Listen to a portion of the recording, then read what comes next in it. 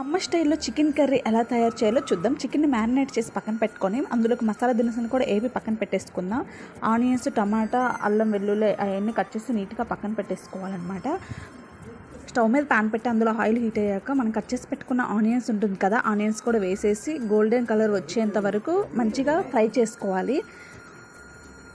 మంచిగా అది ఫ్రై అయిన తర్వాత అందులోకి మనం ముందుగానే కట్ చేసి పెట్టుకున్న టమాటాలు ఉంటుంది కదా, ఆ టమాటాలు కూడా వేయాలి. ఎందుకంటే గుజ్జు అనేది మంచిగా వస్తుందంట, అందుకని చెప్పి కట్ చేసి పెట్టుకున్న టమాటా కూడా వేసి మగ్గిన తర్వాత అల్లం వెల్లుల్లి పేస్ట్ వేసుకోవాలి. అల్లం వెల్లుల్లి పేస్ట్ పచ్చి వాసన పోయేంత వరకు వేపిన తర్వాత మనం మ్యారినేట్ చేసి పెట్టుకున్న చికెన్ని మొత్తం వేసేసి మొత్తం ఒకసారి కలయి పెట్టాలన్నమాట. అడుగు అంటకుండా చూసుకోవాలి. ఇప్పుడే ఉప్పు కారం వేసుకుంటే ముక్కకి మంచిగా పడుతుంది, వాటర్ ముందు వేయకూడదు.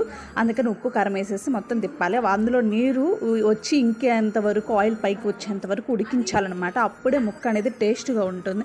కొంతమంది నీళ్లు ముందే పోసేస్తారు, అప్పుడు బాగుండదు. ఇలా నూనె పైకి వచ్చిన తర్వాత సరిపడంత వాటర్ వేసుకొని అందరూ అది ఉడకబెట్టుకోవాలన్నమాట.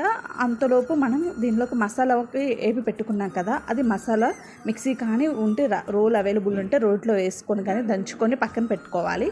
మనం కూర అంతా ఉడికిన తర్వాత అందులోపు మనం మసాలా నూరి పెట్టుకున్నాం కదా, అది సరిపడంత మసాలా మనం కూరలో వేసేసి మనం మంచిగా కలుపుకోవాలి. ఎక్కువ తిప్పకూడదు అనమాట. మసాలా వేసిన తర్వాత 1 or 2 times మాత్రమే తిప్పాలి. ఎందుకంటే ముక్క అనేది విడిగా పోయి కసురు పిసురుగా అలా అవుతుంది అనమాట. సో మనం నీట్గా మసాలా వేసిన తర్వాత 1 or 2 times కలయి పెట్టాలి. ఫైనల్గా మనం టేస్ట్ రావాలంటే దాంట్లోకి కొంచెం కొత్తిమీర, కరివేపాకు అనేది ఫైనల్గా కర్రీ అంతా అయిపోయిన తర్వాత వేసేస్తే మంచి టేస్టీ అయిన చికెన్ రెసిపీ అనేది రెడీ అయిపోతుంది. నచ్చితే లైక్ అండ్ సబ్స్క్రైబ్.